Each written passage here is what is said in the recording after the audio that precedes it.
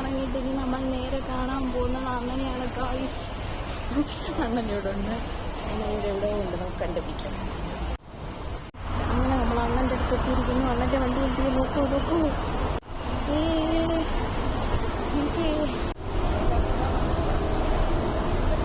അങ്ങനെ അണ്ണൻ എത്തിയിരിക്കുന്നു. എനിക്ക് ചായയും വാങ്ങിച്ചു തന്നിരിക്കുന്നു ഗായ്സ്. അണ്ണന്റെ കൂടെ ദാണ്ട് നമ്മുടെ സ്വന്തം സജീബായി ചായ കുടിക്കുകയാണ്. നല്ല ചായ ഗായ്സ്. ചായ ഞാൻ, അണ്ണൻ ചായ.